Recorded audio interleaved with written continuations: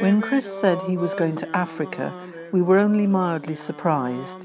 He had been there many times on long safari expeditions. He left UK with a few £100s in his pocket, but eventually had several companies in Lusaka, the most important of which was Lusaka Backpackers. He also became deeply involved in conservation and spent more and more of his time in that area. As time passed, it was clear that he loved Zambia and the people and was going to stay and make his life there, becoming quite well known and respected there as well as in much of southern Africa. The respect came from the way he treated people. He employed about 50 people and, unusually for Zambia, encouraged and promoted on merit. That means he didn't care what colour, age or sex you were, you just had to be good enough. Even today in Zambia, there are not many women in senior management, and when he promoted a local woman as his first general manager, it was almost unheard of. Chris's bar restaurant in Lusaka was well known as one of the very few places in Lusaka where people of all origins and stations in Zambian life, from senior politicians, business people to peanut vendors, could meet and mix freely. He probably did more for Zambians in these ways than many an NGO. It's this ethos, as much as anything, that we want to perpetuate in our charity. Following his death, Chris's friends in the ZCP initially suggested some form of charity, and we had quite a long discussion about this and the best way to go ahead. Eventually, we settled on an educational fund. The fund gives local people lasting involvement and promotes care for the environment, perpetuating Chris's ideas. As it happens, Zambia is a good place to start such a fund. 1/3 of its territory is committed to conservation areas. They just don't have enough people to look after them. We all know about the plight of the elephant and rhino, but probably not the pangolin, which is the most poached species for cash.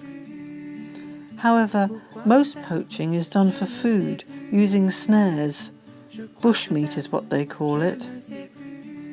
Unfortunately, whatever the intention, snares maim and kill any animal. Trapping non-headline animals is very damaging, as it seriously undermines the whole food chain and balance of ecosystems. There are other issues, such as burning and deforestation. So every day, thousands of snares are removed from the bush and animals freed and treated for injuries. Tomorrow will be the same, and the day after, and the day after that. We need to get the local people on side so that they value their heritage and stop killing and using it up. Hence our fund. About us. We have 4 trustees and 1 special advisor. Us 3 in the UK and 1 in Zambia. Our special advisor, Dr. Matthew Becker, CEO of the Zambian Carnivore Project, unfortunately can't be a trustee as he doesn't meet our bank's requirements. They need utility bills, but as his water comes from a well and electricity from solar panels, he doesn't get any. We partner with other conservation bodies who run conservation programs in local schools. They make an environmentally aware and responsive generation of children. Some of them will want to go on to make conservation their vocation. Just a few will be capable of doing so, if they had the opportunity. It's from this pool we draw our students. Our students, those who will receive your life-saving, life-changing gift, must satisfy 4 requirements. Firstly, be bright, obviously. They will stay on at school and gain the necessary qualifications to enter college. Secondly, they must be committed to conservation and to have demonstrated this. We don't award to direct applicants. Students must be nominated. Thirdly, they will need to be proficient in English, not just conversational, but written. All higher-level textbooks are written in English. In Zambia alone there are over 70 languages, similar variety in other African countries. It's not possible to translate them all. In any case, English is the language of science, and of course they must be able to socialise with other students.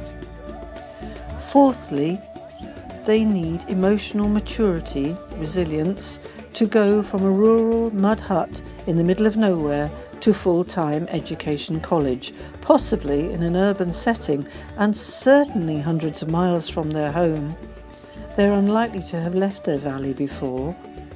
We try to send them in pairs so that they can look out for each other. Just a few students meet these requirements each year, but they can go on to be outstanding.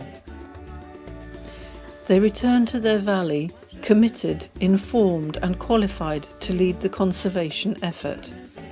They are also transformed on a personal level and will similarly benefit the lives of their families and communities by bringing an income, thus giving the local community a stake in preserving wildlife instead of just using it up. Typically, depending on the course, it costs $5,000 a year per student. That might seem a lot, but we need just 20 people to give a latte a week. Could you be one?